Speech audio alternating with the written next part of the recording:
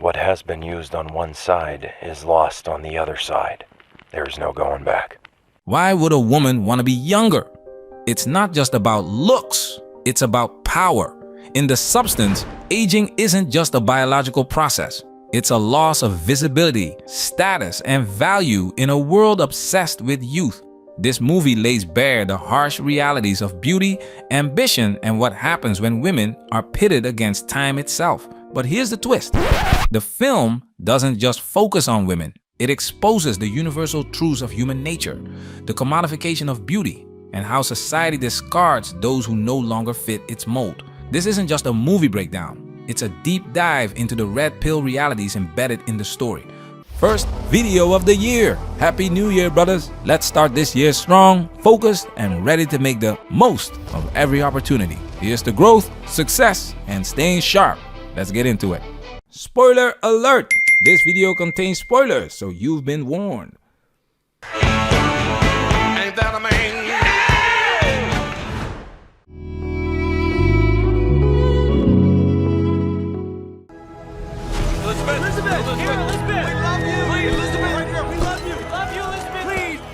The movie opens with Elisabeth Sparkle, a once dominant actress whose career was built on her youth and beauty. Fast forward to her at 50. Her fitness program's views are dropping, her billboard is taken down, and she's fired by her boss, Harvey. Distracted by this humiliating turn of events, Elisabeth gets into a car crash. At the hospital, a nurse subtly hands her a USB stick labeled The Substance. It's cryptic and mysterious, but its purpose becomes clear. Everything comes from you, and everything is you. This is simply a better version of yourself. This is a black market solution for aging, a way to recapture lost youth. This setup captures the first red pill truth. A woman's visibility in the public and romantic sphere diminishes with age. Elisabeth is no longer seen by chads, by society, or even herself in the way she once was. Her reaction? Grief, expressed in the 5 stages, with bargaining leading her to try The Substance. Hello. I'd like to order.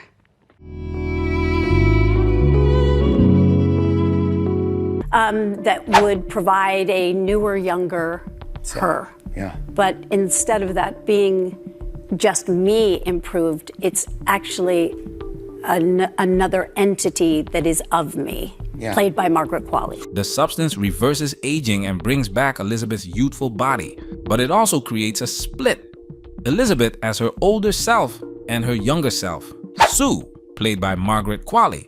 We can only, so the idea is that it's my consciousness in the 2 bodies, but it can only be in each body 1 week at a time. The scene where Elisabeth and Sue lie naked next to each other starkly contrasts youth and age. Elisabeth, once radiant, can't compete with the smooth skin, vibrant energy, and supple features of Sue. This visual reinforces another brutal reality. The wall is undefeated. Elisabeth sees Sue embody everything she used to be, and the results are immediate. Sue becomes the center of attention, drawing the chads Elisabeth used to attract. But this transformation brings another layer of conflict: the invisible woman versus the invisible man.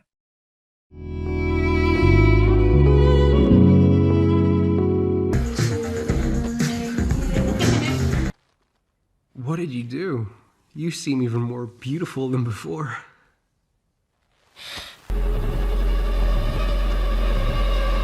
What?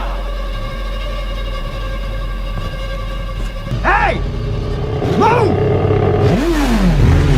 Elisabeth's older self is invisible to the man Sue attracts. This highlights a painful truth. A woman's value in the dating market is tied to her youth. Even as Elisabeth tries to embrace her age, she struggles with self-acceptance. You're still the most beautiful girl in the whole wide world. Fred, a man her age, sees value in Elisabeth, but she doesn't see it in herself. She ghosts him because he doesn't boost her ego. Fred is invisible to her. This dynamic is emphasized by Elisabeth's old junk box. Fred's phone number, relegated to this collection of discarded items, symbolizes how she treats people and even parts of herself that she deems irrelevant. Just as she throws away old things, Elisabeth throws away Fred, someone she once turned to for validation, but now finds inconvenient.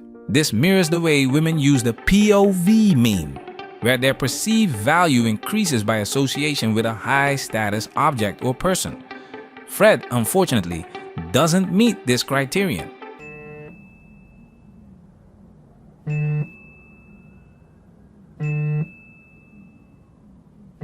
For men like Fred, invisibility is standard. He's only noticed when it serves Elisabeth's fleeting needs. This reflects another red pill reality. A man's value is judged by what he can provide, not by who he is.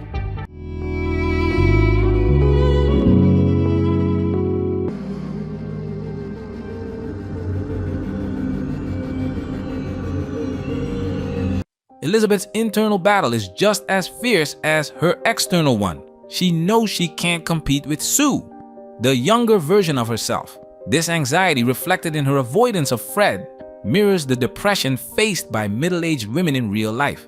Here's where the movie's deeper message comes into play. Your younger self must prepare for your older self. Elisabeth's younger self never planned for the future, focusing instead on living in the moment, now. As an older woman, she's paying the price. For some reason, I always think like my life isn't going to be that long. I don't know if anyone else experiences this, but when I think of the future, I'm like, well, I don't think I'm gonna live past like 30s. It's hard for me to imagine. Like I have a weird career. Like by the time I'm done doing OnlyFans, hopefully I'll never have to like get a regular job again. And I'm basically living in retirement. So, I don't know. This is the cautionary tale. Women, especially those chasing careers or validation, often neglect to think long-term. The result? A wake-up call when their value in the eyes of society and themselves begins to fade. This is what makes the wall so powerful. It forces women to stop. The wall is an unavoidable reckoning that confronts them with the consequences of their choices. Remember, there is no she and you. You are one. Respect the balance, and you won't have any more inconveniences.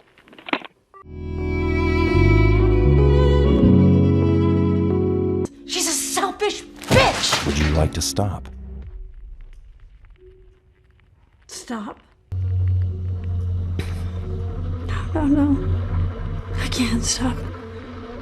Elisabeth's use of the substance becomes an addiction. Each dose brings diminishing returns, forcing her into a cycle of dependence. It's a perfect metaphor for modern social media and attention culture, especially for young women. There is direct correlational evidence that the more you use it, the more depressed you are. It's especially heavy users, more than 4 hours a day. Those girls are 3 times more likely to be depressed than medium users. So it's anxiety and depression, also self-harm and suicide. The overstimulation of constant validation creates burnout, yet the addiction persists. The same is true for Elisabeth. Stopping would cause withdrawal, but continuing destroys her further. This raises a crucial question. What happens to the social media generation when the dopamine stops? We're already seeing signs of fatigue with dating apps, but platforms like Instagram and TikTok keep growing.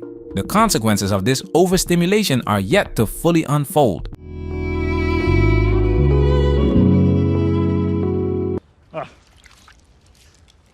There. Now you've got it. Oliver.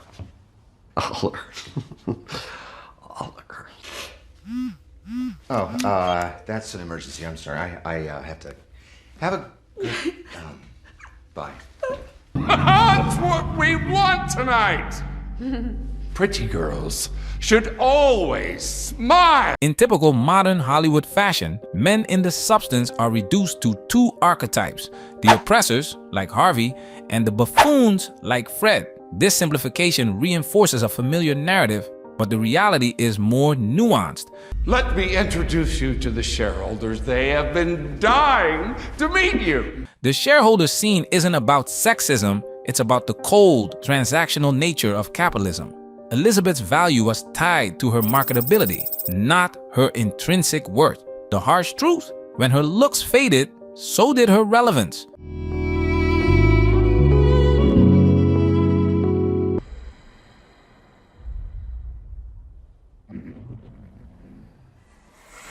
Sue's ambition highlights the generational gap.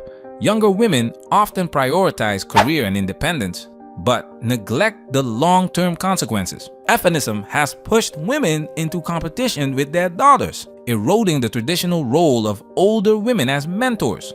This leaves the younger generation unprepared for the realities of aging, mental health struggles, and the importance of family. The result? Women like Elisabeth, who are lonely, unfulfilled, and addicted to the fleeting high of validation.